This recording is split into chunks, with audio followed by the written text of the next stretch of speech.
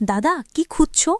আরে বোন, তেল খুঁজছি, কোথাও পাচ্ছি না। তুই কি তেল দেখেছিস? না দাদা, তেল নেই। তেল নেই তো কি হয়েছে, এদিকে আসো, আমি একটি উপায় বলে দিচ্ছি। এই উপায়ে অনেক মজা আনন্দ হয়। কি উপায় রে বোন, জলদি বল, আমি তো আর পারছি না সইতে। দাদা, তোমার মুখে তো বন্ধুরা, আজকের এই ভিডিওটিতে দেখলে তোমরা হাতের কাজ করতে বাধ্য হবেন। দয়া করে ভিডিওটি সম্পূর্ণ দেখবেন, তা না হলে কিন্তু ঘটনাটির কিছুই বুঝতে পারবেন না।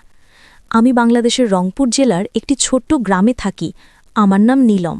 আমাদের পরিবারটি খুব সাধারণ। বাবা একজন বাস চালক এবং মা সংসার সামলান। আমার বড় ভাইয়ের নাম আকাশ। তিনি আমার চেয়ে কয়েক বছরের বড়। আমার বয়স এখন ১৯ বছর, আর ভাইয়ার বয়স ২৪। তিনি ঢাকায় একটি গার্মেন্টসে চাকরি করেন। সাপ্তাহিক ছুটির দিনে, বিশেষ করে শুক্রবারে, তিনি আমাদের গ্রামের বাড়িতে চলে আসেন। আমাদের বাসাতে মাত্র ৩টে ঘর রয়েছে। একটি রুমে আমার বাবা মা থাকেন এবং আরেকটি রুমে আমার কাকা কাকি থাকেন, আর আরেকটি রুমে আমি এবং ভাইয়া থাকি। প্রতিবার ভাইয়া গ্রামে এলে আমরা দুজন অনেক সময় একসাথে কাটাই। পড়াশোনা, গল্প, আড্ডা কিংবা গ্রামের চারপাশে ঘুরে বেড়ানো, সবকিছুতেই ভাইয়া আমার সঙ্গী। আমি ছোট থেকে ভাইয়ার খুব কাছের, তাই ওর সঙ্গে আমার একটা বিশেষ বন্ধন তৈরি হয়েছে। সেই কারণেই যে কোনো সমস্যা হলে আমি প্রথমেই ভাইয়ার কাছে ছুটি, আর ভাইয়াও সবসময় চেষ্টা করে আমাকে সাহায্য করার। একদিন ভাইয়া ছুটিতে বাড়ি এলো। সারাদিনের ক্লান্তি নিয়ে ও আমার সাথে গল্প করতে বসল। হঠাৎই আমার দিকে তাকিয়ে হাসল। কিছুক্ষণ নীরবে তাকিয়ে থেকে বলল, নীলম, তুই তো অনেক বড় হয়ে গেছিস। আগের মতো ছোট্ট মেয়েটা আর নেই। এখন তোকে দেখে গর্ব হয়। তুই সত্যিই অনেক পরিণত আর সুন্দরী হয়েছিস। ভাইয়ার কথায় আমি একটু লজ্জা পেলাম, আবার ভেতরে ভেতরে আনন্দ হলো। তারপর ভাইয়া আমাকে জিজ্ঞেস করল, আজ রাতে তুই কোথায় ঘুমাবি? আমি অবাক হয়ে বললাম, আরে ভাইয়া, এই প্রশ্ন করার কি আছে? আমরা তো আগের মতোই থাকব। আমি আমার জায়গায় আর তুমি তোমার জায়গায়। ভাইয়া আবার হেসে বলল, আমি আসলে সেটা বলিনি নীলম। আমি বলতে চাইছিলাম, আমি যখন ছুটিতে আসি তখন তোকে সবসময় মেঝেতে ঘুমাতে হয় আর আমাকে বিছানায় রাখিস। এটা একদম ঠিক না। আমি চাই তুইও আমার মতো আরামে ঘুমাস। তারপর ভাইয়া হেসে বলল, আজ থেকে ছুটি আসলে আমরা রাতটা একসাথে কাটাবো, কিন্তু এবার নতুন নিয়ম। তুই আর আমি গল্প করতে বসবো বিছানায়, আর গল্পের মধ্যেই আমাদের ছোটবেলা আর গ্রামের সব মজার ঘটনা মনে করব। আমি হেসে বললাম, ঠিক আছে ভাইয়া, তাহলে রাতটা সত্যি আরও মজাদার হবে। রাতটি শুরু হলো গল্প আর হাসির ছোঁয়ায়। আমরা দুজন ছোটবেলার কৌতুক, স্কুলের দুষ্টুমি আর গ্রামের মজার স্মৃতি নিয়ে গল্প করতে করতে সময়টা অজান্তেই কেটে গেল। মনে হলো এই মুহূর্তগুলোই আমাদের ছুটির দিনগুলো সবচেয়ে আনন্দদায়ক মুহূর্ত। হঠাৎ ভাইয়া একটি প্রশ্ন করল। একটু হেসে বলল, নীলম, তুই কি কখনো কোনো ছেলের সঙ্গে প্রেম করেছিস বা কারোর সঙ্গে ভালো লাগার অনুভূতি পেয়েছিস?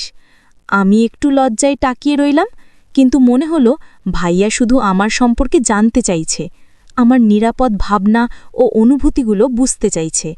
আমি ধীরে ধীরে উত্তর দিলাম, না ভাইয়া, এখনও কাউকে নিয়ে এমন কোনো অনুভূতি হয়নি। আমি এখন পড়াশোনা আর পরিবারের উপর মনোযোগ দিতে চাই। আমি একটু লাজুক ভঙ্গিতে হেসে ভাইয়াকে বললাম, ভাইয়া, তুমি তো আমাকে এত প্রশ্ন করলে। তুমি নিজে কি কোনো মেয়ের সঙ্গে সম্পর্ক করো, বা তোমার কি কখনো এরকম কোনো অনুভূতি হয়েছে? ভাইয়া আমার দিকে তাকিয়ে হালকা হেসে বলল, না রে নীলম, আমি এখনও তেমন কিছুতে যাইনি। আমি এখন নিজের কেরিয়ার আর কাজের দিকেই মনোযোগ দিচ্ছি। ঢাকায় থাকি, কাজের ব্যস্ততা থাকে, তাই এসবের সময় হয় না। তাছাড়া আমি চাই আমার জীবনটা আগে স্থির হোক, তারপর এসব নিয়ে ভাবব। রাত গভীর হলো আর আমরা দুজন গল্প করতে করতে ক্লান্ত হয়ে গেলাম। ধীরে ধীরে আমি এবং ভাইয়া শুয়ে পড়লাম। বিছানায় শুয়ে শুয়ে আমরা দিনের সব গল্প আর স্মৃতিগুলো মনে মনে ভাবছিলাম। নীরবতায় ঘরটা শান্ত, আর মনে হলো এই মুহূর্তগুলোই আমাদের পারিবারিক বন্ধনের সবচেয়ে মূল্যবান স্মৃতি। রাতের এই শান্তি যেন আমাদের হৃদয়কে আরও কাছে এনেছে এবং আমাদের সম্পর্ককে আরও মজবুত করেছে।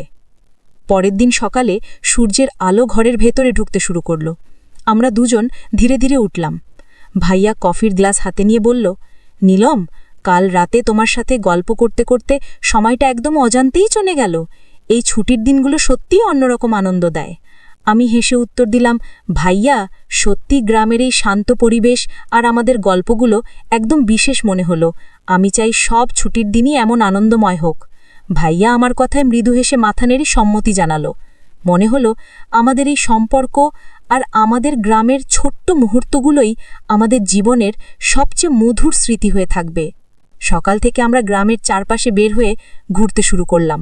পথের ধুলো, পুকুরের পানি, গাছের ছায়া সবকিছু যেন আমাদের ছোটবেলার স্মৃতিকে আবার জাগিয়ে তুলছে।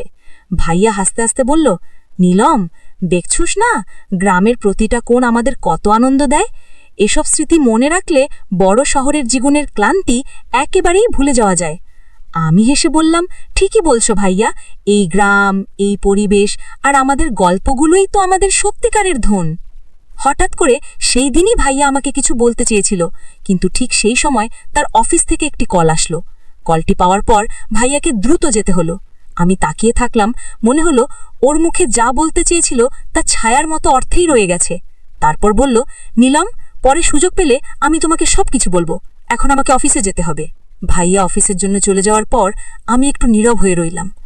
ঘরটা হঠাৎ বেশ ফাঁকা মনে হলো, কিন্তু আমি জানতাম যে কিছু ভাইয়া বলতে চেয়েছিল সেটা অবশ্যই পরে বলবে।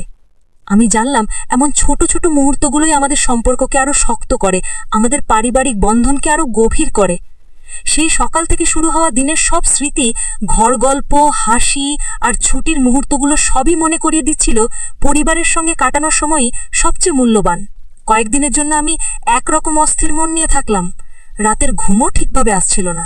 মনে হচ্ছিল ভাইয়া কি যেন কিছু বলতে চেয়েছিল, কিন্তু শেষ মুহূর্তে বলতে পারিনি। তার কথার ধরন, তার চোখের দিকে তাকানোর ভঙ্গি সবই আমাকে অদ্ভুতভাবে আকৃষ্ট করেছিল। মনে হচ্ছিল সেই কিছু যেন আমার সঙ্গে সম্পর্কিত একটি বিশেষ বিষয় যা আমাকে জানতে হবে। কিন্তু কেন তিনি বলতে পারেননি সেটা এক রহস্য হয়ে রয়ে গেল।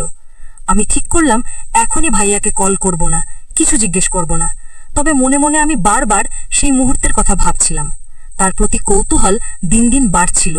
কখনো মনে হচ্ছিল আমি হয়তো বুঝতে পারবো কি বলতে চেয়েছিল, আবার কখনো মনে হচ্ছিল ধৈর্য ধরতেই হবে। হঠাৎ করে একদিন ভাইয়া আমাকে ফোন করলো। তার কণ্ঠে এক ধরনের গুরুত্ব আর নরমতা ছিল। সে বলল, নীলম, আমি বাড়ি এসে তোমার সঙ্গে একটি গুরুত্বপূর্ণ বিষয় নিয়ে কথা বলবো। হয়তো তুই রেগে যাবি, কিন্তু আমি অনেক দিন ধরেই কথাটা বলতে চেয়েছি। এটা খুব গুরুত্বপূর্ণ, তুই শুনলেই বুঝবি। আমার মনে উত্তেজনার ঢেউ তোলে।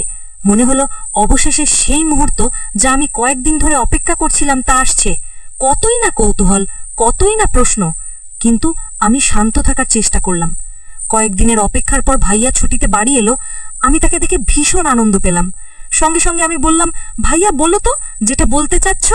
ভাইয়া আমার দিকে তাকিয়ে মৃদু হেসে বলল, না এখনই বলবো না, রাতে বলবো, তখন তুই ভালোভাবে শুনবি। এই কথাটা এত স্পেশাল যে রাতের শান্তি আর সময়ের সঙ্গে থাকা উচিত। তখন আমি বুঝতে পারলাম ভাইয়া কেবল আমাকে কিছু জানাতে চায় না, সে চাইছে আমরা এই মুহূর্তের পুরো গুরুত্ব অনুভব করি। মনে হলো রাতের জন্য আমাদের কাছে আরো কিছু বিশেষ মুহূর্ত বাকি আছে, যা আমাদের ছুটির দিনটিকে আরো আনন্দময়, রহস্যময় এবং স্মরণীয় গড়ে তুলবে। রাতের অপেক্ষায় আমি ধীরে ধীরে সেই মুহূর্তের কল্পনা করতে লাগলাম। তো বন্ধুরা, আপনারা অবশ্যই এই চ্যানেলটি সাবস্ক্রাইব করে পাশে থাকা অল নোটিফিকেশন অন করে রাখবেন। আর আগে থেকে যারা এই চ্যানেলটি সাবস্ক্রাইব করে রেখেছেন আপনাদেরকে জানাচ্ছি অসংখ্য ধন্যবাদ। তো বন্ধুরা, আজকের মতো ভিডিওটি এখানেই শেষ করছি। দেখা হচ্ছে পরবর্তী নতুন কোনো ভিডিওতে। ভালো থাকবেন সবাই।